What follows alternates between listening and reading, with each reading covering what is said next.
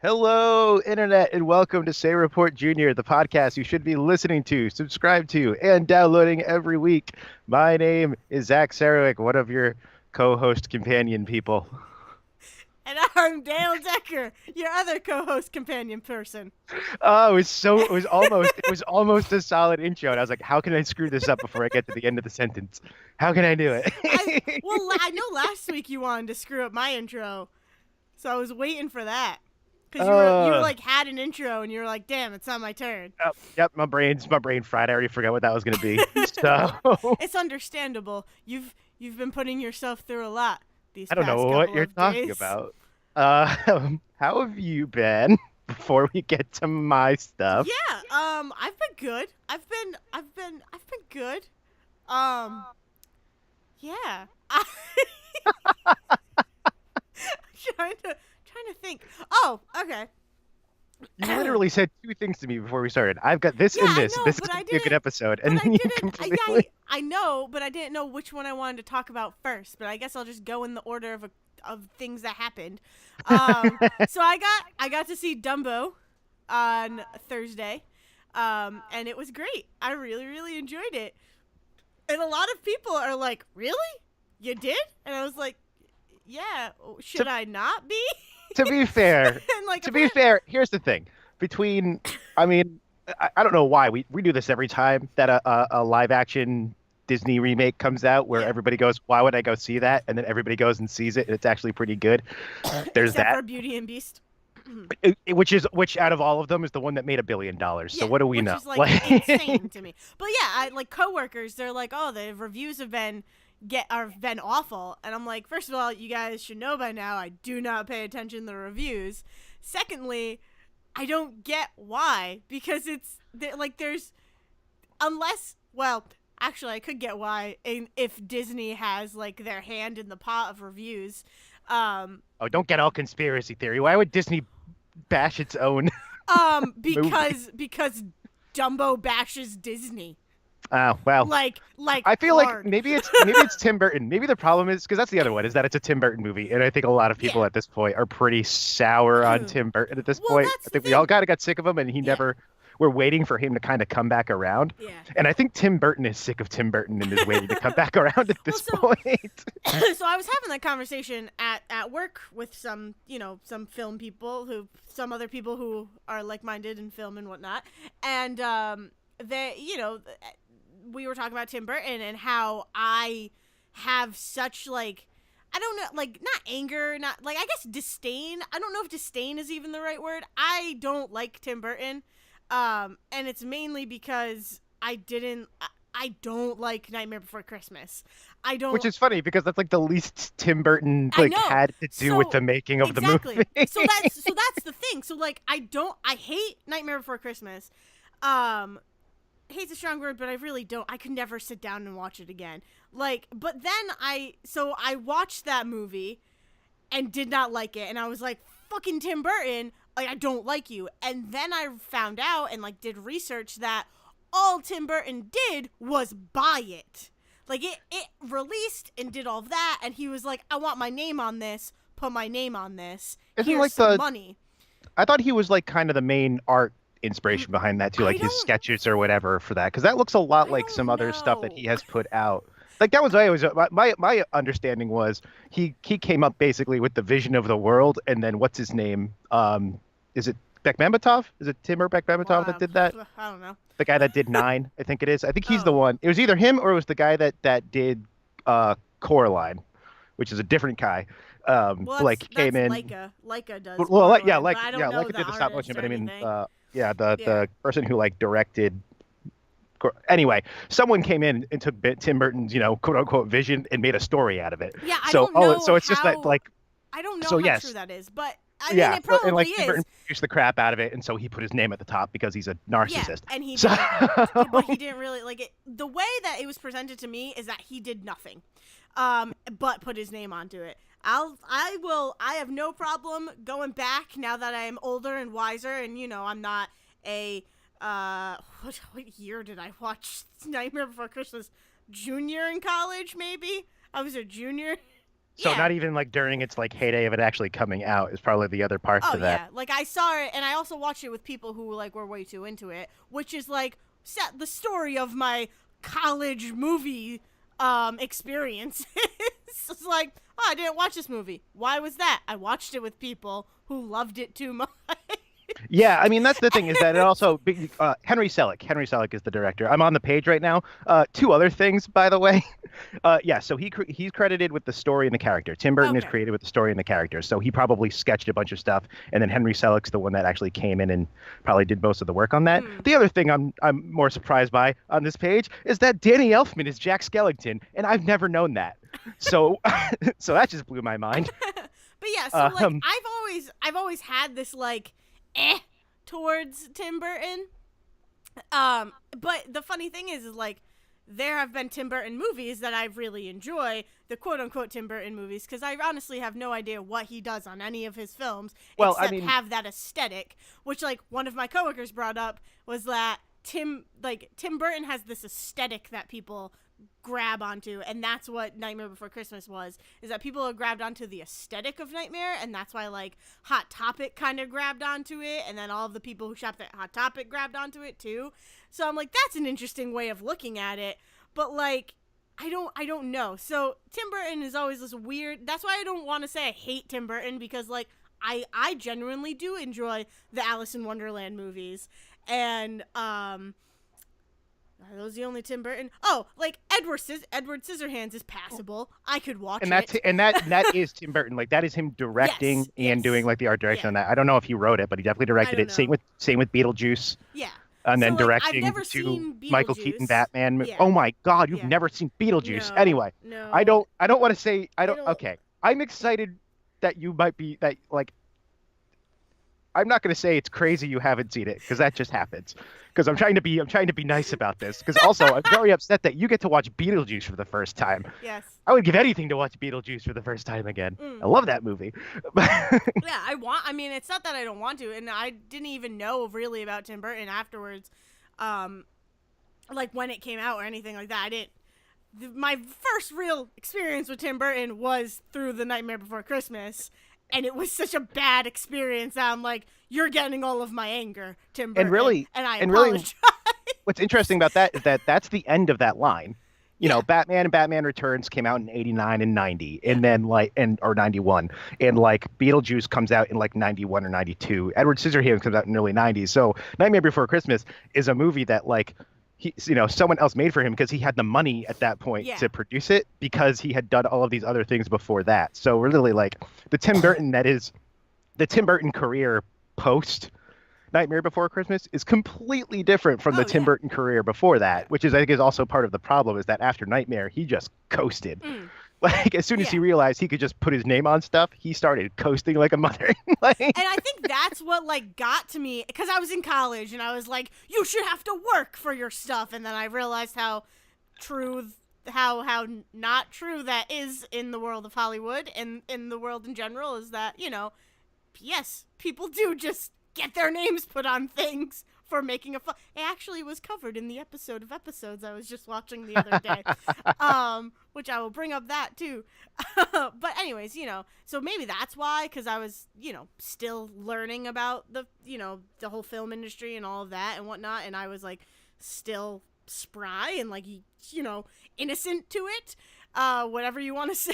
So like hearing about a person who's just like, I'm gonna give this money and put my name on it and like kind of do something, but it really, sit back while everybody else does the work for me, kind of yeah. thing. And he is also like even the ones that he has directly been involved with, Alice in Wonderland, and then what was it, School for whatever kids? Oh God, Mrs. Perry Oh grew yes, good, yeah. whatever that one. He's been doing adaptations basically Yes, since Nightmares. The yes. other parts of that, like Corpse Bride, Yeah. was like a return for him to go back to that, and that's pretty good. And like Frankenweenie. But the reason that those are pretty good is because it's him doing his original stuff and going back. Yeah. But like he's done mostly adaptations since Nightmare, Yeah, which and is like, also not helping. but like I said, I really do like the Alice in Wonderland movies. I like the second one, through the looking glass, I think is what that one's called. I like the second one way more than the first one, but like they're fun movies to me because I don't really have any feelings towards Alice in Wonderland. I'm not like in love with it, but like the idea of it is cool to me. And the worlds that come out of it are cool to me too. But so like I thought that was really cool. Just like I think Dumbo was really well done in that they took a 64, 68, 64 minute movie. I just heard your glass, Oh, you can hear your that? ice like clink around, and it was My bourbon. it was a beautiful sound. I just it was beautiful.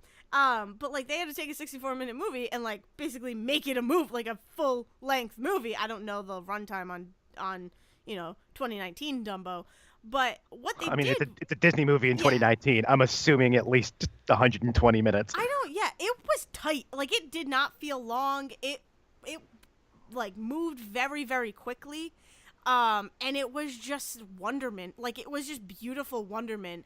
I think last year or the year before, Devin, my mom, and I went and saw Dumbo on the big screen. It was like a bring back or whatever. And I don't think I had ever really seen Dumbo before I saw it in the theater for that first time. And like I just remember sitting there being like, "This is beautiful." Like I have an adorable elephant who I love, and I got this mouse Who must be who's protected. yes, This yes, this this the diet this big floppy little kid that yeah, needs to be saved. yes, and he's so cute, and it's like I'm like, this is beautiful, and like seeing the pink elephants on parade for the first time on the big screen was insane to me, and I was sitting there, and I remember like I think I was sitting in between Devin and our mom, and I was just like, what is happening? I love every second of it. This is terrifying. And I'm like there was this wonderment that I felt for the first time with Dumbo, and I got to relive it with the 2019 Dumbo, and it's just like when he flies for the first time, it's really well done. Like the human element to it was really crafted well because and Devin and I were talking about this. They very well could have made it the human story and like sprinkle some Dumbo in there, but it still very much remains Dumbo's story. The children kind of learn stuff about the world with Dumbo. Like it's they're learning together, but it's still very much Dumbo is the key. He's the key to everything kind Good. of situation. But it was Dumbo looks great. He's so adorable still. Like he's still got his big blue eyes, and the way that they can get his little baby face. He's so cute. But like he looked really really good. And that was something that I'm sure people were nervous about, of like having a CGI baby elephant with huge ears, but like it felt like there was a real elephant there. Like it was actually really impressive. But I don't know. I just this story it was really really good. Well, good. I mean, And that like excites me because I think Dumbo is in that same vein as Jungle Book was, which was, oh, it's one of those Disney movies that everybody knows, but nobody ever really sat down and watched. yes, yeah. And then the Jon Favreau like live action one came out, and it was great. And Yeah. so like this one will probably have a similar thing where maybe it'll stumble a little bit with like critics and stuff, and then once it comes out to like Netflix or Disney's service or whatever Yeah. that's coming, like It'll then do it'll fine. become huge again. Yeah. Yeah, like I cannot wait. Just like I couldn't wait to rewatch Jungle Book, I cannot wait to rewatch Dumbo and just live in that world. Like it starts off a little like, "Oh, I don't like you because I don't like you humans because you're being really mean to this poor baby elephant." But again, that's the story of Dumbo. Everybody is mean to him. Right. And then they It's kind of the realize whole point. And that also just like the bad treatment of animals in yes. circuses and all Well, of that. Like is integral to the oh story. yeah, well that's the thing too, is that this movie really does kind of a big.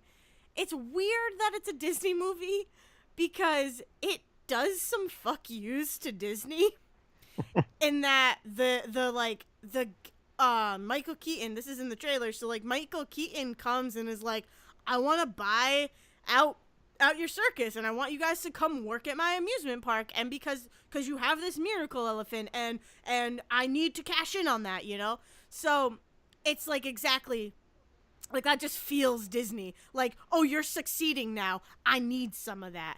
I need you to come to my world, and I will make you better. Or maybe I will make you better.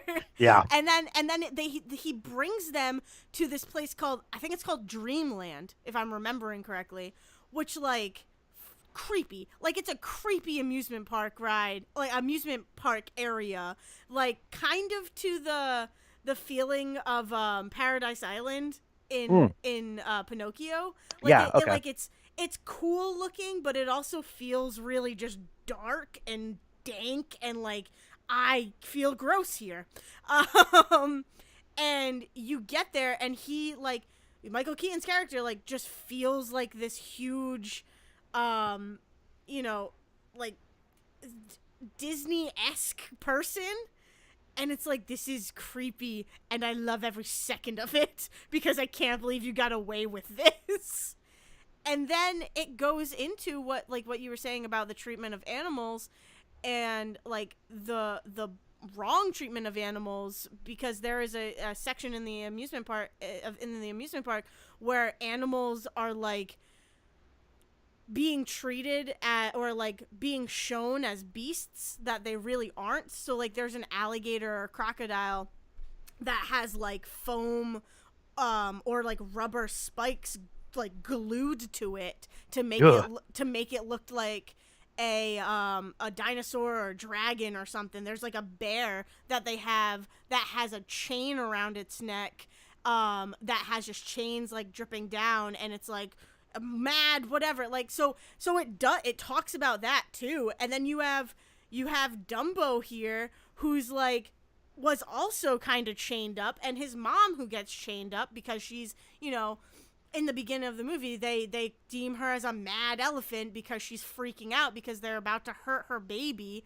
And so she like gets chained up, and it's like all of this stuff of like people not knowing how to handle animals and stuff. And it also like, this is also kind of like a period piece in that this was way before I don't know, it's a weird period piece because they have technology. Like, they have amusement park rides that are run on electricity, but they are also looking towards the future. So like they don't I mean, that's have very early, like 20th century, like yeah World's Fair type of yeah area of time. yeah So like probably 1920s yeah ish, so probably in it's there. like, Yeah. the world has changed its views on how to take care of animals and how to, you know, treat animals, but it's you know, there are still places out there that probably don't know how to, or that. And I mean, it's just like all of this, you know, it's all, I could go into all of this because I have to kind of live it every day, but you know, it's the world has changed, but in that world, whatever Dumbo is, it's saying, yeah, no, like there are still gross people out there who will abuse animals and who will chain them up and who will just keep them in the same area for hours upon end and not give them anything to play with, or any human interaction or anything like that. And those are the people who have the problem. Those are the people who cannot take care of animals, and we need to do something about that. But it's also like, it just takes on some really weird and like deep messages that fit really well into the story of this cute baby elephant. It was good. I recommend it. I highly recommend it. Oh, good. Yeah. Good. Actually, that makes me feel about, I mean, like I said, it seems like every time we go through this same like song and dance, every time one of these like remakes comes out, where everybody's like, oh, it's going to be terrible. Oh, why'd they go with this person? Oh, what was this going on? And then it comes out in like 90% of the Mm. time, it's like, oh, wow, that was way better than I thought it was going to Yeah. be. And like, I don't like, I'm trying, I know that you don't really care about spoilers that much, but for this one, like, I want to keep some stuff hidden because like I could go on and on, but I would love to Right. wait until you see it to have those discussions. Because I could talk about Danny DeVito and I could talk about Michael Keaton until the cows come home. Like it would be fine. But, yeah, I can't wait for you to see it and for us to have a conversation about it again. Cool. The other thing I did this week, this week, was go to PAX East. Ba-da-ba-da! And Yay! I was underwhelmed. That sounds about right. That's usually how PAX go. That's how a lot of conventions, like the bigger conventions, go. When E3 like opened up to the public, so many people were like, "Oh, I'm gonna go to E3, the biggest one of the year," and then Yeah. you show up and realize, "Oh, this thing was kind of crafted for not a public audience." Yeah. So it's Well, extremely underwhelming when it you was show up. it was so weird. And so last year it was my first time going to PAX, and I loved it. Loved it. Had the best experience ever. I left with so much energy and like was so excited.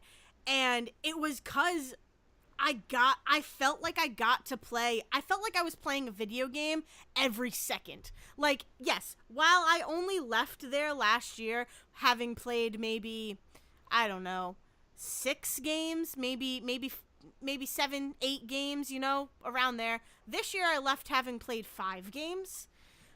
Which still like kind of, still in the same near each other in the amount of games I got to play.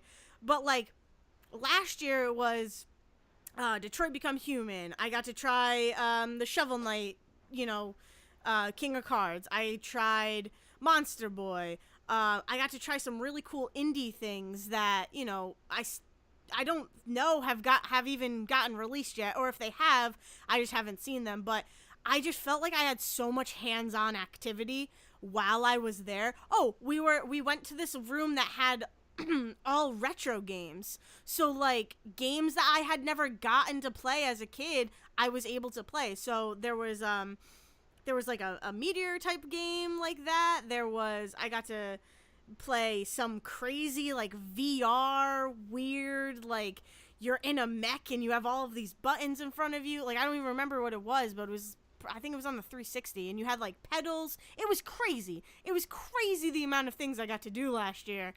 And this year, the biggest game that I got to demo was Biomutant. Which And I know Biomutant. I've heard of, but I feel like I've yes, been like hearing I about don't feel Biomutant like, for many years, yeah, and it because just was is. announced. It was announced last year, I believe.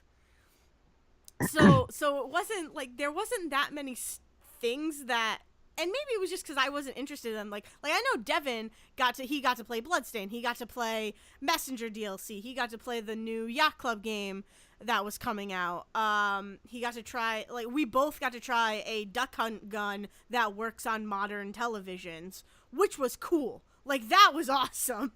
But the other games that I played were, other than Biomutant, was a pretty cool PC game called Zed, where it's basically you just kind of walk around and you're finding clues. You're walking through the consciousness. You're walking through the memories of someone who's unconscious, who like needs to get those memories back, like kind of thing. And you're walking through, and you have Mr. Id and Mr. Ego constantly talking to you, or talking to each other. And so it's like a really cool psychological like brain game that I love because I like psychology and all of that. I love the world of psychology. So that was really cool. And then I got to play 3 mobile games that I could play right now that have already been released. Right. And I only did that because there were no people there, and I got Gacha prizes. Gacha prizes. You know the machines? Oh, yes. Have, okay. like, Yeah, you are saying. I thought you said prices first. Yes, Gacha Pods. Yeah, yes. Gacha Pods. So that's the only reason why I play the mobile games, because if you tried each one of the mobile games, you got a coin to get a Gacha prize. And I was like, yeah, free stuff, why not? So like the thing about PAX this year is that exactly what I just said. Oh, I need to play it in order to get the free stuff? Okay, I'm down. Like last year, I feel like they were just giving shit away. Even if you just talked to them. Like even if you didn't play the demo, like say you had another thing that you wanted to play, but you just wanted to talk to these guys, the developers, about something, they were very like big on like, here's a button, here's our paper, here's our business card, thank you for talking to us and engaging with us. Like, thank you for being, for having some thought about our game. Whereas this year it was you needed to play demos in order to get anything from the booths. Which, like, on some level I 100% get, but there were a lot of demos that I just had no interest in. Yeah. That it's like this, like people are always talking about swag, swag, swag at these conventions. Like, it's part of the discourse. It's part of the culture of going to conventions where you can just walk up to a table, grab a button, maybe talk for a few seconds, and be on your way. Like, it's very much a keep moving kind of situation until you find something that you are 100% like you are super into. So it was a lot of that. And then it was a lot of just the lines were insane this year compared to last year. I will say that we showed up maybe an hour, maybe 2 hours, 3 hours into the exhibit hall opening because Devin and I got buzzed at Cheers beforehand. Which, if that's not a T-shirt they sell, it should be. I got buzzed at Cheers. It should. And, like, honestly, Cheers was the best part of the day. Like, we had steak later on. Like, the bookends of PAX were the best parts of the day. And, PAX was just PAX. Like, I had a good time. I'm happy I went. But, I didn't have that same energy that I had last year. And all of the stuff, like, you still need to wait for it. Like, a lot of it is not coming out for another year, it feels like. we're in a weird part of the cycle. Like, 2017 was huge, and 2018 was better than people expected when as far as gaming went. Because 2017 was so big. And then 2018 kind of just kept up that momentum. Yeah. So we are just like, people are just tapped at the moment. Oh, yeah. They're in the middle of their cycles. On top of that, I mean, we're probably, I know people keep saying this, but it's almost confirmed at this point that we are like, if not sometime during the E3 summer conference stuff this year, sometime next year, we're probably going to hear about, the PlayStation 5 and whatever Xbox comes out with next and stuff like that, which means that if anybody's working on games for those, they can't talk about them. Exactly. So they're just like hiding in with dev kits somewhere. Yeah. And like, I've only been to PAX once. I went to PAX back in 2011 when Borderlands 2 was coming out, which I was talking to Devin about this, how funny it was that Borderlands 3 got announced at PAX this year, and the only other time I've been to PAX was when Borderlands 2 was coming out. Oh, by the way, I waited like an hour and 45 minutes in line to play the Borderlands 2 demo, and of the 10-minute demo, I played 7 minutes, because at the 7-minute mark, the TV I was playing on died. Oh, that sucks.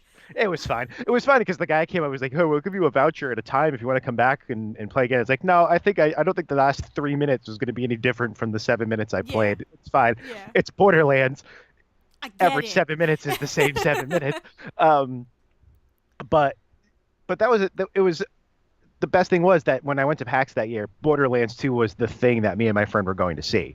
Like, that was it. Was like my friend Dan was like, "Hey, do you want to go to PAX with me this year? Because they're going to have a Borderlands 2 demo, and then we'll see whatever else is there." And I was like, yes, perfect. And I don't know. I mean, I know that Gearbox like announced Borderlands 3 this year, but I don't think they had anything to demo. And so, like, it's not like there was one thing that would have brought me to PAX this year, and then everything else would just kind of be a surprise for when I was there. We're in this weird. What's happening now is like a lull point. Right. It's not just a lull point, though. It's that people are starting to figure out that they don't need PAX. The same way that they don't need E3 and they don't need all of these other conferences, is that, like, the internet makes conventions kind of useless anymore.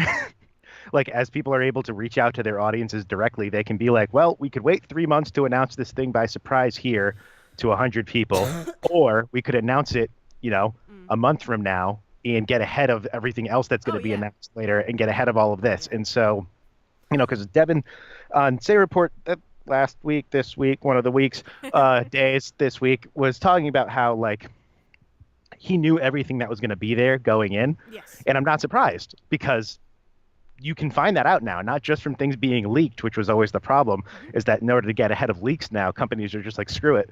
Here's We're what we're just gonna bringing. replace it. Yeah, Here's what yeah, we're bringing 3 weeks away yeah, from PAX. Here's yeah, what we're bringing to PAX. yeah. Don't be surprised. Well, and like So, I think that's the difference too, is that last year I was going in kind of blind. Like I didn't know what to expect. I didn't really have games that I was excited about. I was excited about Detroit Become Human. I was hoping there would be a Detroit Become Human demo, but I was like, if there is, there is. What really got me excited last year was there was gonna be a Overwatch payload thing. So basically, and if you haven't seen this video, I need to show you this video. Basically, they had a revolving stage that you could go up on. You could be in a group or it could be by yourself. You went up on the stage, you got like a prop from one of the Overwatch characters, and you got to like do poses and stuff, and it was like a looped video. And I waited and I saw that and I was so excited. I was like, this was back when I was like super into Overwatch still, and I'm like, this is what I am doing at PAX. This is the first thing I am doing. I am getting in line and doing this. And that's exactly what I did. We showed up there. Minute one, I got in the line. Devin went off and played stuff. And I was probably in line for like an hour and 20 minutes, because it was like, that's what I wanted to do.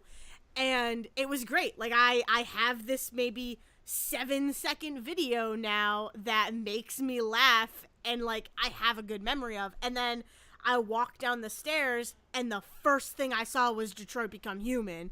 And I'm like, all right, there is where I'm going now. And I got to jump right on to that demo. There were enough things. The lines are kind of controlled. Like the lines this year didn't feel really well controlled. Like the line, they kept capping. Like I don't remember any lines capping last year, where they had to physically like close off demos. right. And it just felt like there were more people this year than last year, which I don't think this year was prepared for that. Exactly for what you're saying. There's nothing coming out, and everything that is coming out has already been released pretty much. Like rumors have been confirmed or whatever. So, but the fact that I was able to walk down the escalator, come down the escalator, walk right up to Detroit Become Human, watched a guy finish the demo and just start playing. It was maybe like 15 minutes I was waiting to play a demo. Yeah. And I was like, this is awesome. Okay. And then we just like continued on, and and I'm fine with waiting in lines. I really don't care. I am a very patient person when it comes to lines. But it just last year just there was more to see. So there was more that I was excited about. This year there was a lot of stuff that had already been released that you could go and demo. Like there was Kingdom Hearts 3 demos. And I'm like, I could go. I've already been in this game. Why are you here? there's no way that a demo can fully get someone Yes. to grasp the idea of what the hell is going on in a Kingdom Yeah. Hearts game Like at all. I don't understand it. And like, yes, there's always the Final Fantasy stuff, which I don't really have an interest in. There were, and it also there was a lot of games that there was a lot of like retro like Metroidvania type stuff, and a lot of just run and gun things that I'm like, I don't like that stuff. So I'm not gonna wait in line to play it. Yeah, that's not my bag either. Like, Yeah, that's definitely part of the problem. yeah, and I'm like, okay, so I saw Biomutant, and as soon as I saw Biomutant, I'm like, I am trying this game today because I have been hella interested in it ever since it was announced at E3, or it was brought up at the Sony convention or whatever. And I'm like, I am so interested in this game, I need to get my hand on it. And I looked at the line, the first line, and it was like it was too long, and I'm like, this is gonna be my entire day, is waiting in line for this one fucking game. I am going to come back. And then I went to the Discord area, and the line for Biomutant there too was like super super long. And again, the lines weren't really being controlled that well, so I'm like, I'm walking around, I'm gonna find something. And then I found like this really cool alchemy game. It was like Alchemia or something. It was and so there was a kid demoing it, and I'm standing there watching him demoing, and I'm like, all I want is a pin, but I'm gonna try your game because I want a pin. So I'm standing there, and this kid is playing, and like 20 minutes goes by, 30 minutes goes by of this kid of this guy playing this game, and I'm like, this isn't a fucking demo. I was gonna say, is this one Like, of the devs just sitting at the table playing the yeah, game, like basically? I was like, this is clearly it was a person. It was, there were developers. It was very, indie. It was a small. It seemed like a small company, whatever. But it's like, just I've been waiting here for like a half an hour to try your game, and that's not what a demo is. Like, this is insane to me. So I eventually just left and walked over to the mobile games. So I'm like, I'm gonna get something out of this. let's do it. And then I finally got to play Biomutant, and every single one of my questions for Biomutant has now been answered, and I'm probably gonna get it when it comes out, or at I least have okay. At the risk of confusing this with something else, Biomutant is the one where you're like the bunny soldier that's like replacing parts of yourself as you play through the game. Is that what Biomutant is? Am I thinking of a different game? You're not really a bunny. You're more like a raccoon. Oh, okay, raccoon then. Okay, I Yeah, did some so sort of tiny creature, but then like you're like genetically enhancing yourself as you go through the game. I don't know if you're genetically enhancing yourself. I didn't get that from the demo, and it's basically like there's a plague. There's like death and destruction, like a plague, a poisonous plague that is attacking the world, and the tree of life is dying.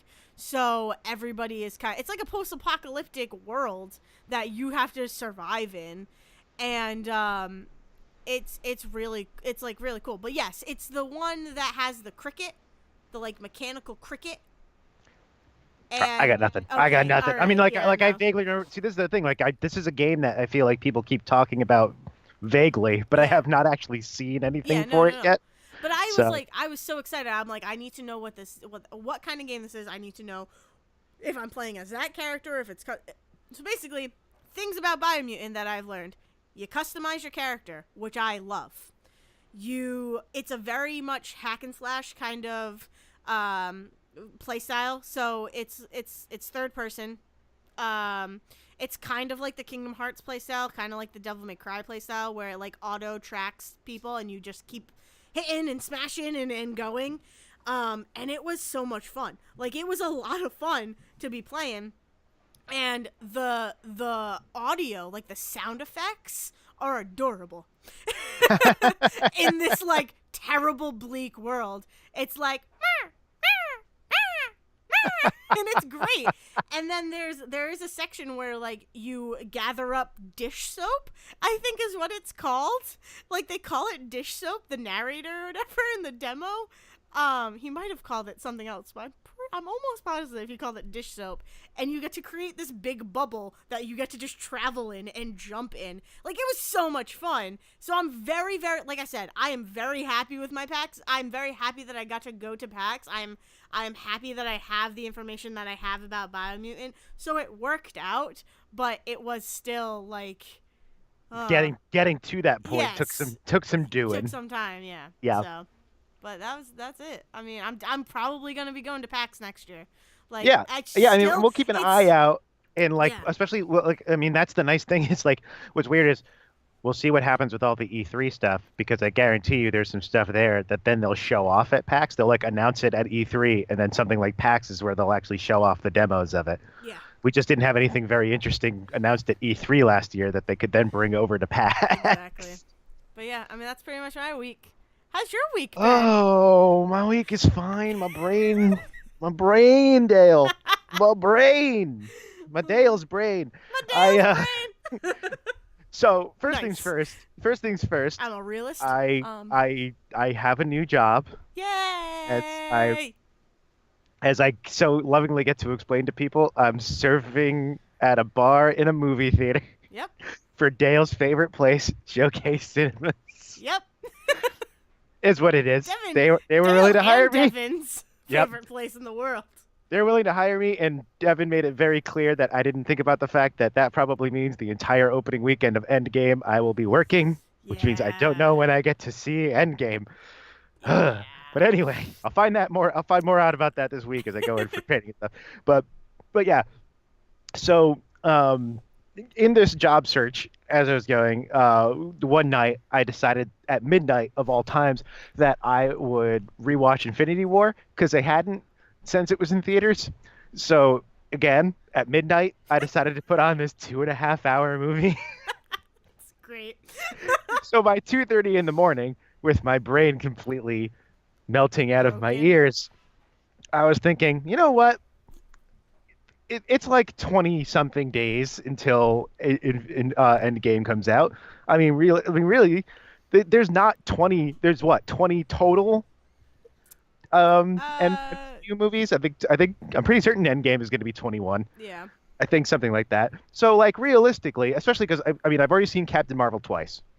Went back and saw it with my parents. Oh, Seen that twice. Can't sit down and watch that at home. yeah. So I'm not gonna have to watch that again. I watched Ant-Man and the Wasp back at like Christmas or New Year's or whatever at a friend's like Yeah. during my travels. So like didn't have to sit down and rewatch that. Just rewatched Infinity War. So really, realistically, he said, so optimistically, I only have to watch Iron Man through Black Panther again. Yeah. Why not? That's like one movie a day. I didn't do one movie a day though. I have just started at Iron Man and didn't stop because because that's what I do. Oh my god. It's the same reason that I'm 9.5 seasons into Bones now. I can't just watch one thing a day. That's not how it works for me. So I have a question. When you're watching these, Uh-huh. are you like sitting down watching or are you I mean, doing stuff? I'm tweeting at the same time. Hashtag ZMCU. If you want to look that up, there's a thread for every Oh. movie. Oh, it's great. There's a thread for every movie.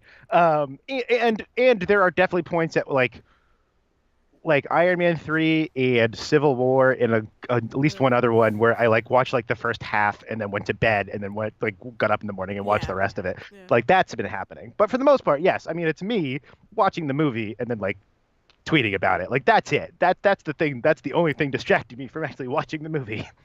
Um, which is distracting enough, believe me.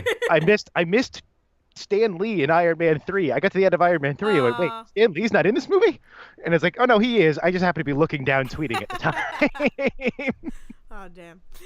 So yeah, so I decided I was going to sit down and rewatch all of these because most of them I have not seen in years or I've only seen once or anything like that, right? Mm. And I was like, sure, that shouldn't be that hard of a thing, right? It's harder than you would think Yes.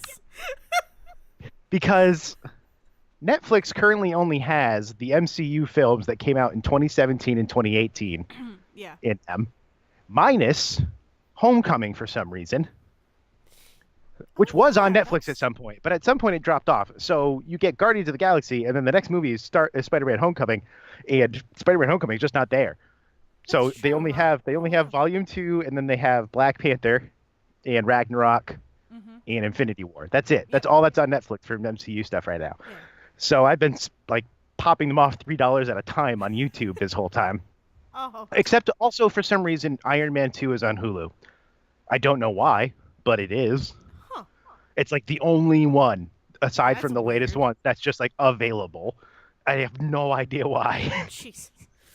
They're like it's the only way anyone will watch Iron Man 2 is Hey. you put it up on Hulu. I like Iron Man too. I liked it okay. Is I that liked the it better one than I where liked the people first one. spontaneously combust? No, that is Iron Man 3. Damn it! Iron Man 2. This is the other thing this is the other reason I wanted to do this. So yeah. So Everything Iron Man is 2 Iron Man is 3? Iron Man 2 is Mickey Rourke as Whiplash and Sam Yes. Rockwell. Yes. That's it. That's Iron Man 2. Iron Man 3 is Mandarin and people spontaneously combusting and Guy Pearce and Pepper Potts almost spontaneously combusting at all of that okay. is Iron Man 3. I'm confused. I have just meshed those two films together. Yeah, What probably. I really like freaking Whiplash. The whole scene on the racetrack, best scene. That's a really it's good scene. So good. That's the other reason I wanted to rewatch these, right? Because 10 years on now, people have all of these opinions about the movies and which ones are actually okay and which ones are worse and all of that. And Iron Man 2 forever Okay. seems to keep getting slack.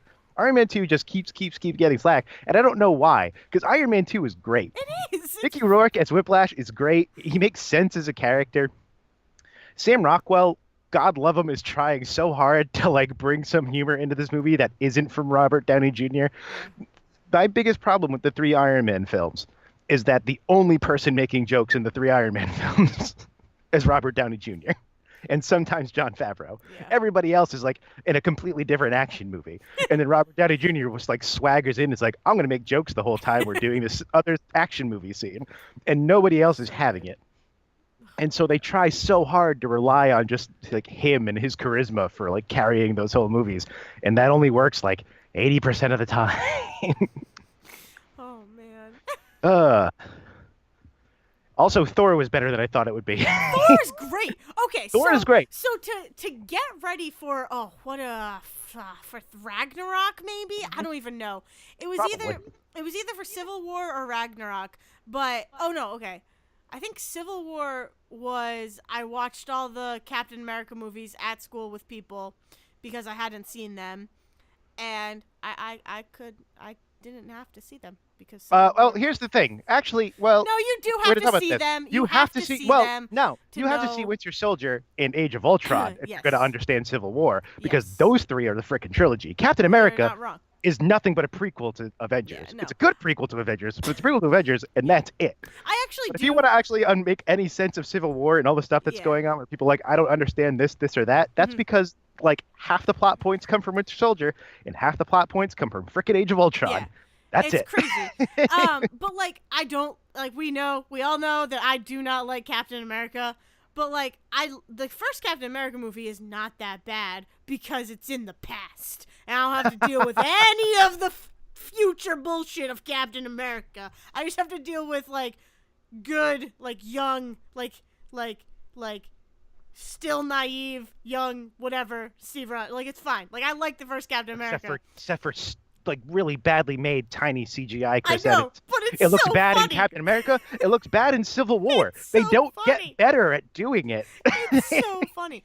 But yeah. Big I ol' just- head ugh. on that tiny body doesn't work. Civil War is just so bad. But anyways, it was before Thor Ragnarok. I had never seen the other Thor movies. And I'm sitting there and Devin's like, we need to watch them. You need to watch them. And we sat down and watched both of them. And I was like, I don't understand how I've never seen Thor. These are fantastic. Like, Natalie Portman, fantastic. And now she's gone, never to come back to the MCU. it's We like- used her up, and she's off. It sucks.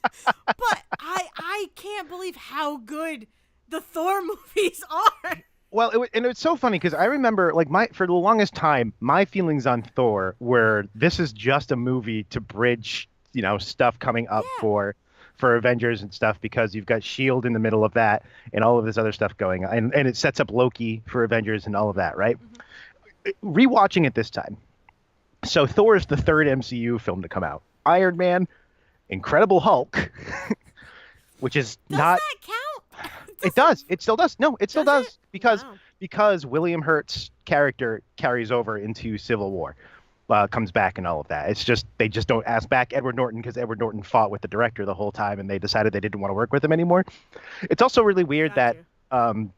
before Disney comes in for Avengers, Paramount was putting out all of the MCU films except for Incredible Hulk, which is Universal for some reason. So it's like it's already weird that of the first like six of the initial six movies of the MCU, one of them just is put out by a different company for some reason. Yeah. But Thor was the first one out of those three. Iron Man is all Robert Downey Jr. Like I said, it's just an action movie with Robert Downey Jr. and a movie where you've got Jeff Bridges of all people, who is still very good in the movie.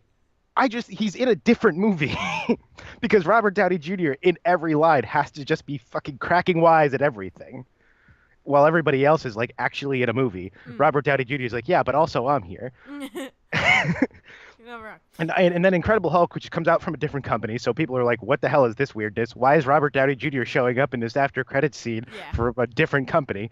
And then Thor is the first, I think, real MCU film. And that's what I realized watching it this time.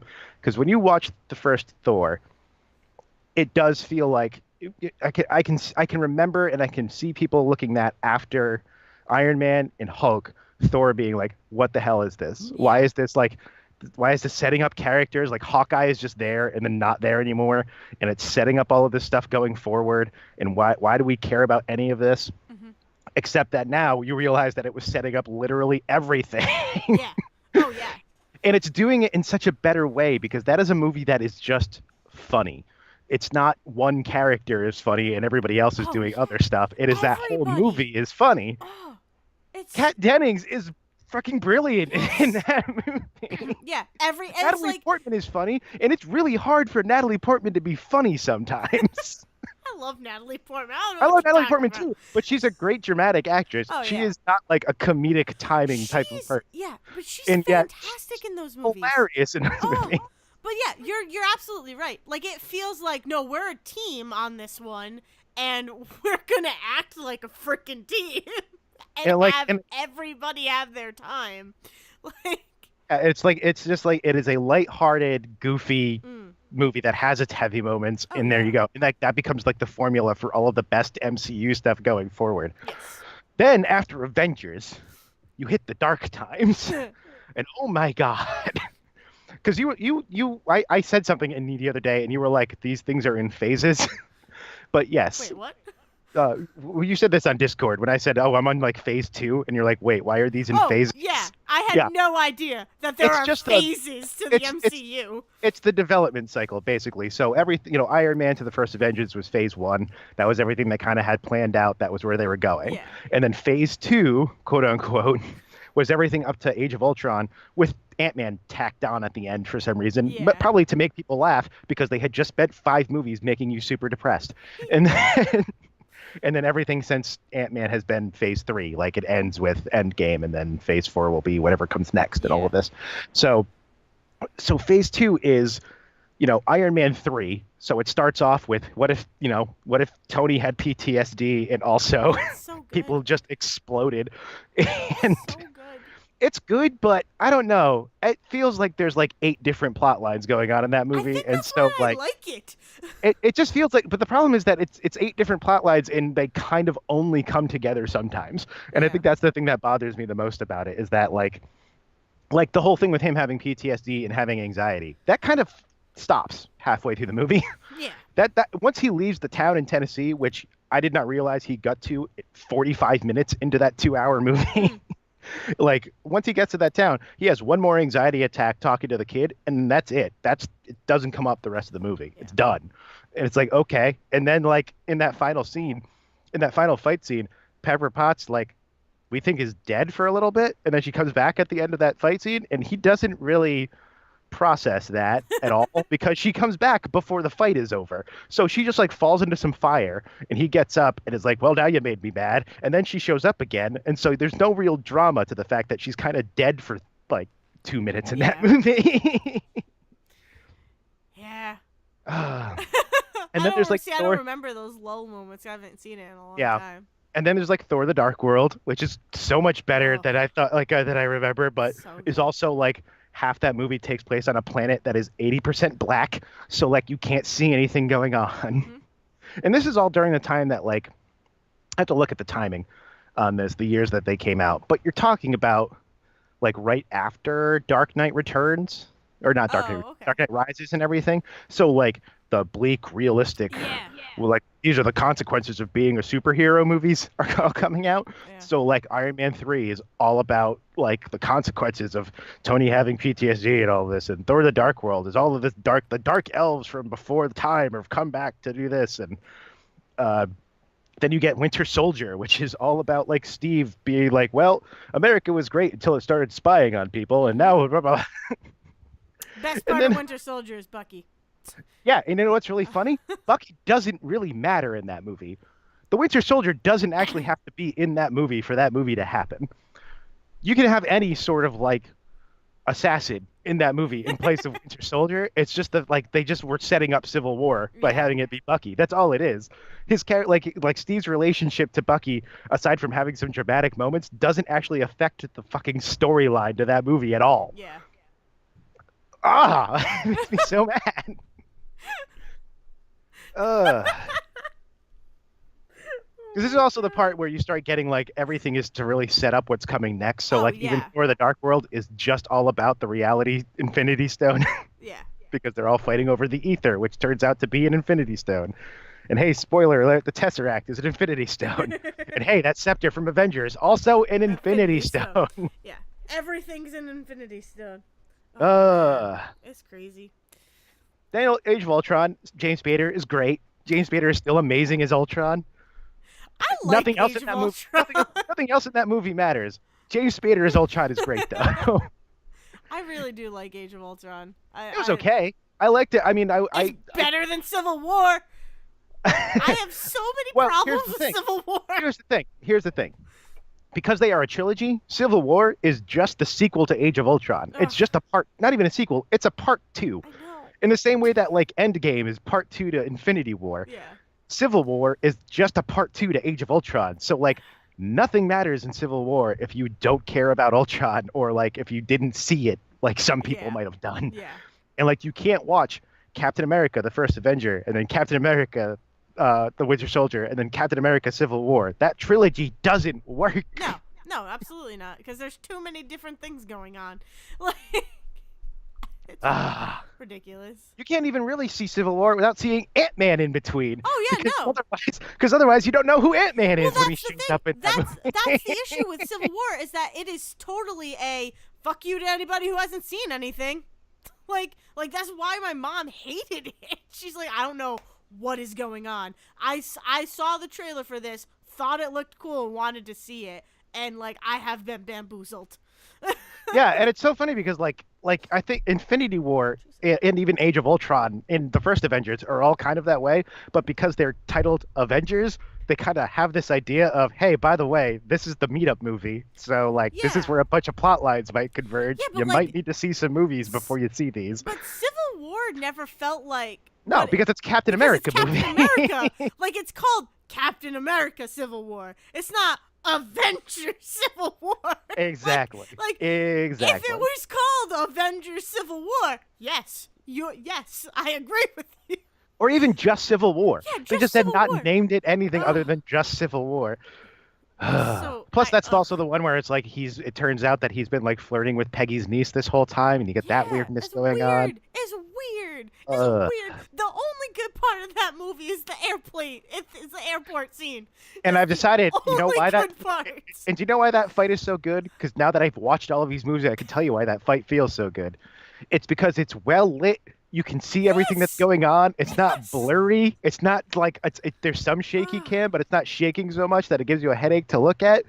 The MCU had fallen so much into the idea, and this would come back in later movies. This even happens in Infinity War.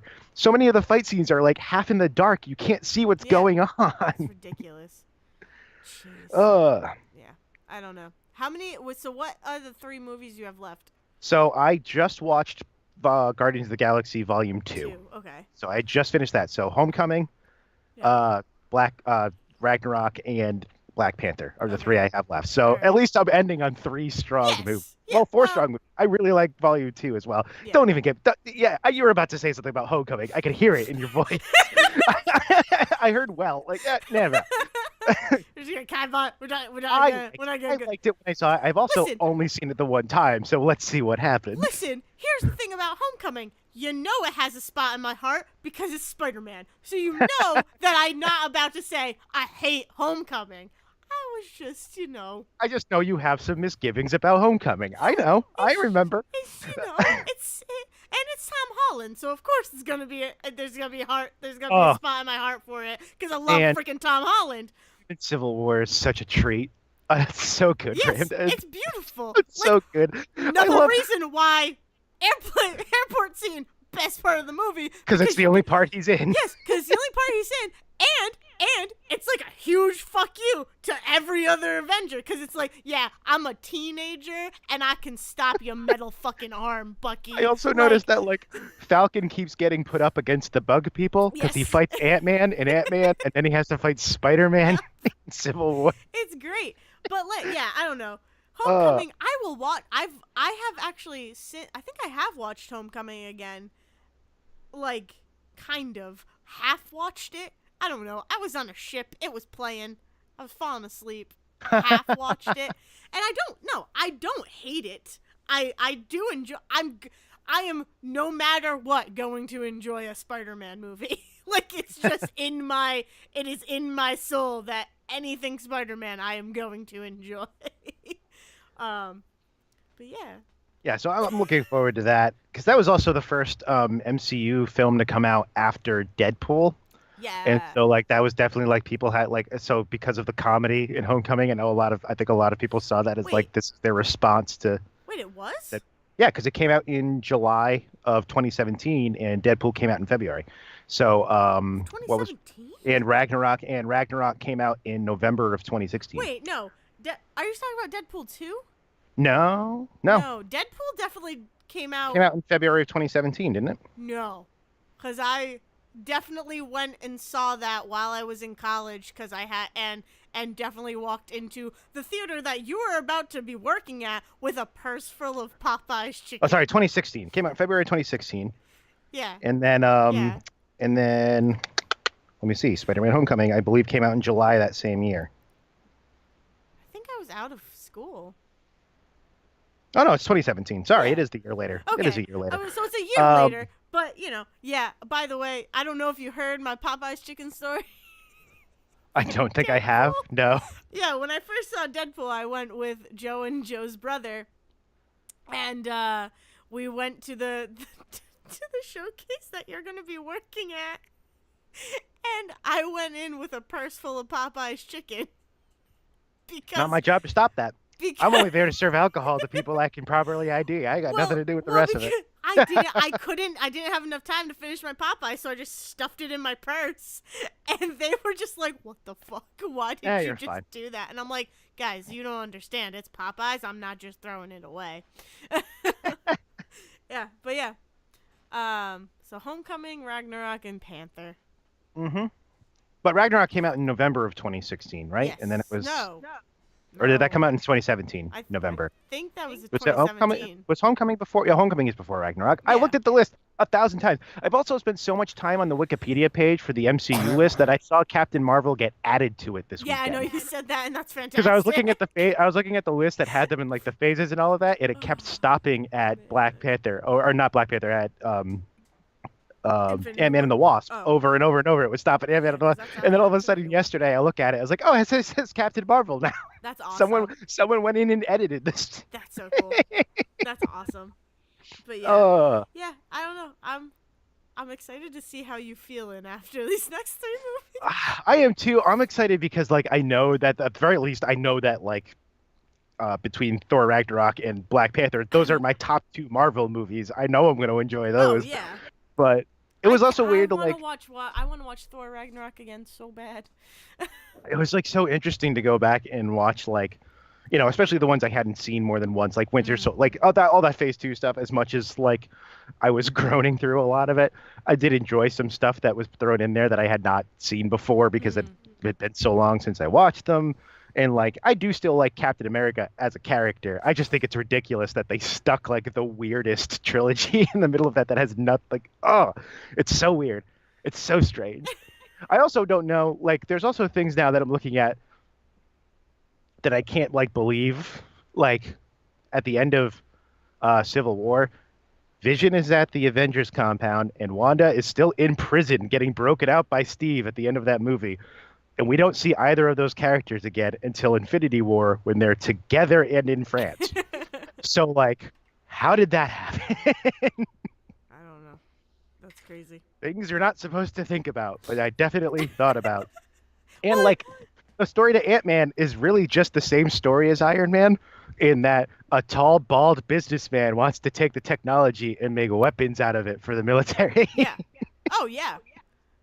And That also Iron Man and Iron Man 2 and Iron Man 3 are all the same friggin' story. yes. And that big businessman wants to, businessman is evil, and Iron Man has to stop evil businessman Yeah. who's trying to steal his technology to Yeah. do things. It's a lot of recycling. The MCU is a lot of recycling of the Well, same story. and also I'm pretty certain. I mean, I'm probably pulling this one out of my ass now, but Iron Man 2, I think, came out. Actually, you know what? You know what? Now that I realize, Iron Man 2 might have even come out before Thor. Thor might be the fourth MCU film, which means that you have Iron Man and then Hulk and then Iron Man 2 before you get to Thor. And I think that there's a good chance that like Iron Man 2 was not as planned. They were like, Oh "Oh no, yeah. we have a plan for this." And they were like, "Yeah, but Iron Man was so fucking popular and the Hulk was so bad, We're you just have to gonna make throw Iron Man this 2 out. now." Yeah. Yeah. Oh yeah. So yeah. Man, Uh, MC, I can't wait until we have a full like after Endgame and we just have an entire like you we're know that they're going to sell like an Infinity Gauntlet that has all 21 movies in it. You know that that's going oh to be a yeah. thing, Oh right? yes, obviously. They'd be dumb if they didn't. Like, On the Wikipedia if page, anything, it I've is been waiting labeled. for that day. I have been waiting for that day so I could just be like, yeah, I'm just gonna buy them all right now. The I don't care.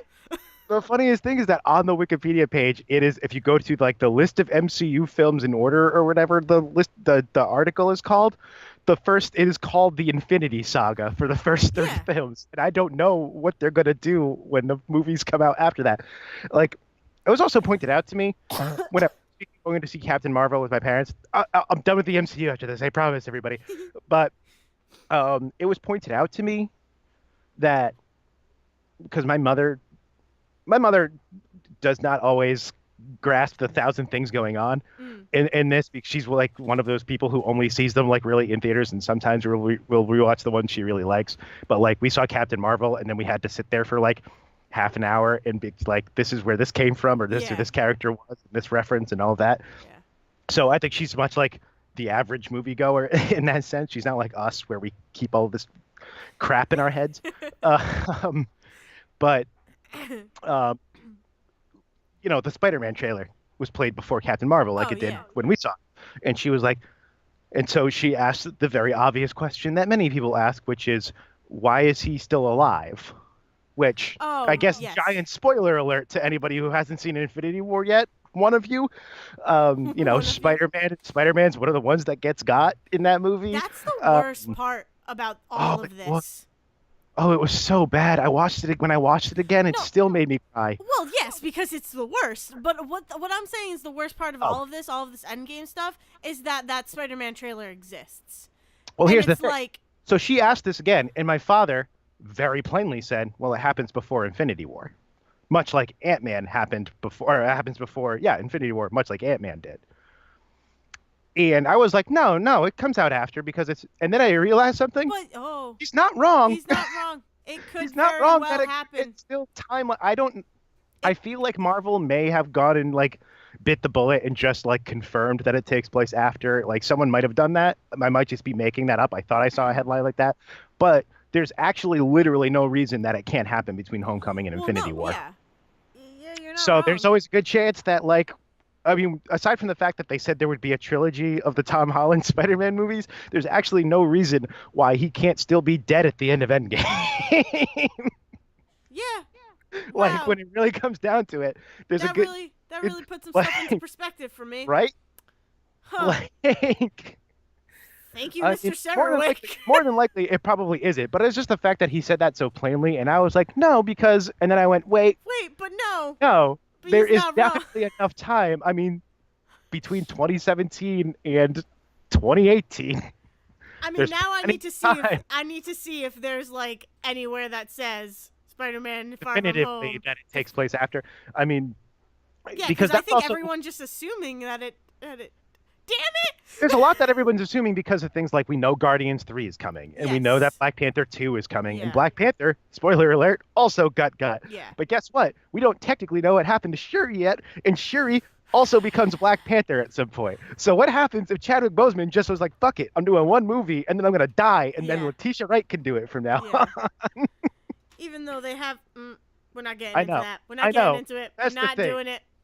That's the whole other thing going on with all of this is how much like on the other side of all of this is like Disney and Marvel just completely ruined the idea of marketing movies to the point where they're lying about their movies now. It's like So you their think? trailers cannot be trusted. Yeah, I mean that's the problem. We don't know anymore. Because for the longest time, Infinity War trailers had the Hulk fighting in Wakanda. Yeah, Guess that's what? very true. Hulk's not in that freaking movie. No, Hulk never shows up. It's kind of a big plot point that he never shows up in that Yeah, movie. yeah. So God, like, I don't know. I'm excited for oh, Endgame, but we'll see. so yeah, so excited. I got 3 movies left. It's 3 good ones. Yes, yes, it is. I will. So I agree with you. It's 3 good ones. one of them is definitely on the bottom of that list of 3. Yes, But but it's still a good one. I'm always excited for Michael Keaton. You're never gonna Oh stop me yeah, being of excited for Michael course. Keaton. No, So I don't. I will never fault you for that because you should always be excited for Michael Keaton. Oh. But yeah, but so we're done. I think I'm we're all done. tapped out. Are you done? I'm exhausted. We're tapping out. Oh I'm man. exhausted. I'm sure Well, I had other things I was thinking about while I was watching those, but well, really, here's just the go thing. follow the hashtag ZMCU and then fight with me about whatever the hell I said about these movies. Here's the thing. I 100% believe that after Endgame, we're gonna have like a 2-part episode of us just talking about the MCU and cause there's definitely stuff that I want to go into on certain movies and like how I feel about the MCU. That might just have to be an event. We might need to get Devin and Siege on this too. Like it might need to be a Say Report event of MCU craziness. But that is for another time to discuss. But yes, this. I'm done. I don't have anything else. I don't know. You just. I think you're fried. Yeah, I'm good. I'm all good for this week. No The bones. final part to the Dream Daddy thing should go up sometime this week. I've been watching Marvel movies, so I haven't been doing real work. So that should go up this week. Next week, episode 50. Whoop, Very whoop. excited for that. Um, Whoop. I don't imagine we'll get distracted by something else and have to put out a special. You know how annoying would that be? That would be so We're, bad. today is April 2nd, so like we can't do April Fools. No. Thank God. But Thank God we can't. like Ugh, April Fools. Oh, episode man. 50. Really, it's episode 51. We just didn't make it episode 50, everybody. Oh God. Oh man, but yes, this has been Say Report Jr. I hope you enjoyed the episode. I was just gonna go into like a YouTube spiel. That was weird.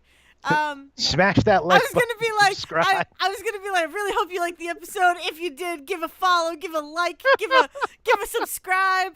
Smash that like button down in the doobly doo down there, which is like all YouTubers used to call the description box. It's like go down to that thing down there. Oh man, YouTube has become weird. Anyways, Say Report Jr. Hope you liked it. It's a podcast you should be listening to, subscribe to, and downloading every single week. I don't know if we bookend the episodes of that, but we did this week. Boom. You can follow us on YouTube by searching Say Report Jr. You can find our Say Report Presents there, where we do some video game playthroughs and all of our episodes. You can follow us on Twitter at Say Report Jr. And you can follow each of us individually. I am at Dale's Brain. And I am at Zerwisky. And with that, I think we all should go get ice cream. And take it away, Liz. I wasn't sure which one of us did that again. It was fun. Go. It worked Almost. out. It worked out. Thank you for listening to The Say Report with your hosts Dayle Decker and Zack Sarowik. Please follow the guys on Twitter and Facebook by searching for The Say Report. And you can always subscribe on your podcast channel so this is delivered straight to you and you can enjoy it every week. With apologies to your mother, we'll see you next time.